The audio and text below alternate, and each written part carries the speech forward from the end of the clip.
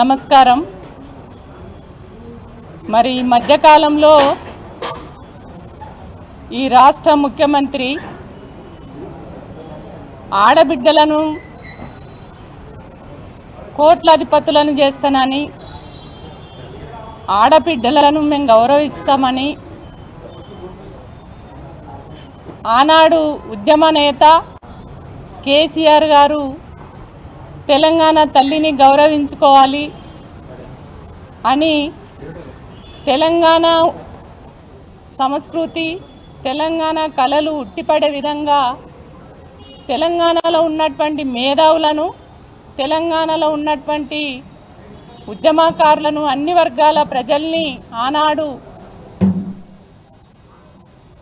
అభిప్రాయాలు తీసుకొని తెలంగాణ తల్లి రూపురేఖలు ఎట్లా ఉండాలని అందరితో చర్చించి పెట్టినటువంటి తెలంగాణ తల్లినే ఈ రాష్ట్ర ముఖ్యమంత్రి అధికారంలోకి వచ్చి మార్చిండంటే అసలు ఆడవాళ్ళ పట్ల ఆయనకి ఎంత గౌరవం ఉందనేది దీన్ని బట్టి మనకు అర్థమవుతుంది.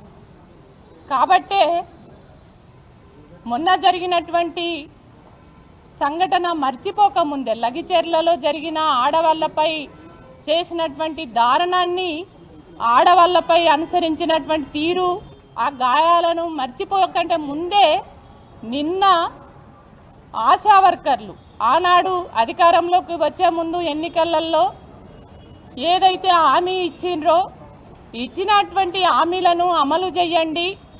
మరి మీరే చెప్పిండ్రు కదా, మీరు చెప్పినటువంటి దాని ప్రకారమే మీ మేనిఫెస్టోలో పెట్టిర్రు. మాకు 9,000 ఉంటే 18,000 చేస్తామన్నారు కదా, మరి ఎందుకు చేస్తలేరు, చెయ్యండి అని చెప్పేసి ఏదైతే తెలంగాణ తల్లి అంటే మంచి కార్యక్రమాన్ని పెట్టుకున్నావు కదా, మా ఆడబిడ్డల్ని మా ఆడపడుచుల్ని గౌరవిస్తా అంటున్నావు కదా, మరి మా సమస్య మేమంతా ఆశా వర్కర్ల మా ఆడబిడ్డలమే, మా ఆవేదన మా బాధ మీ నోటీస్కు తీసుకొచ్చి అధికారుల దృష్టికి తీసుకెళ్ళి మా బాధను చెప్పుకుందామనే ప్రయత్నంలో వాళ్ళు వచ్చినటువంటి ఆశా వర్కర్స్ పైన నిన్న లాఠీలను మోగించి మీరు అడిగే హక్కు లేదు, మీరు సమస్యలు వినవించుకునే హక్కు లేదు, మీరు ప్రశ్నించే హక్కు లేదు.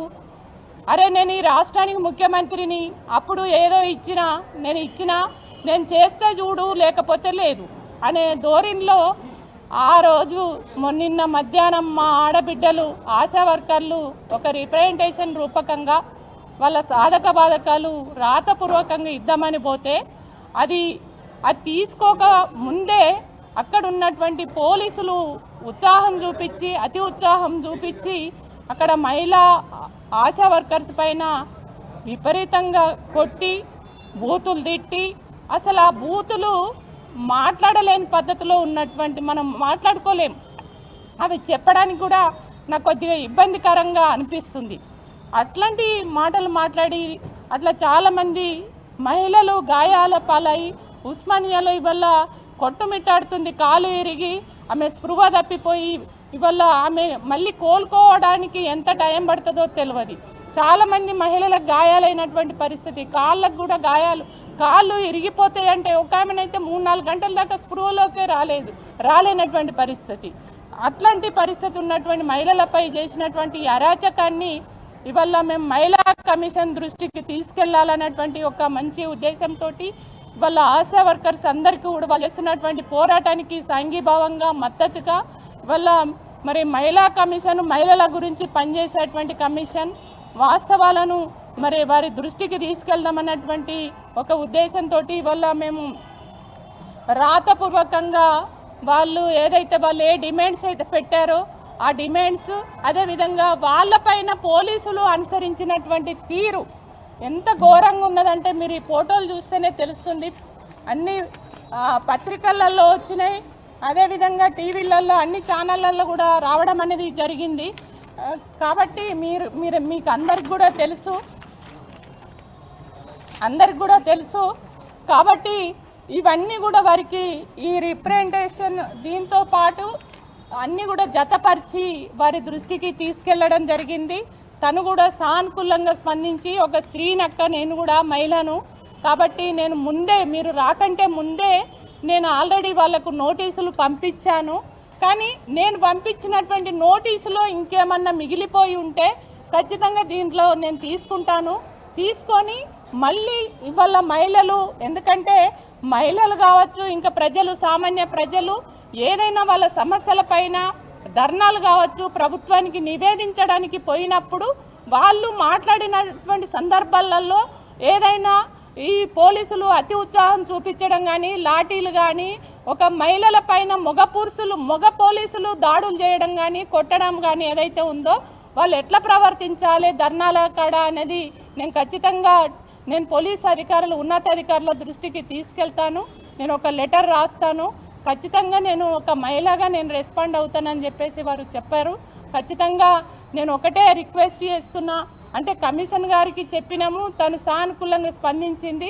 కానీ వల్ల నేను ఆశా వర్కర్స్ అందరికి కూడా నేను విజ్ఞప్తి చేస్తున్నా, మీరు న్యాయమైనటువంటి పోరాటం, మీరు అధైర్యపడకండి, ధైర్యంగా ఉండండి. మీరు పడినటువంటి ఆ దెబ్బలు కానీ, ఆ బూతులు కానీ నిజంగా యావత్ మహిళా లోకమే సిగ్గుపడే విధంగా ఆ పోలీసులు అక్కడ ఆ రకంగా ఒక ఉన్నతమైనటువంటి పోలీసులే ఆ రకంగా ప్రవర్తించడం అనేది చాలా బాధాకరమైనటువంటి విషయం.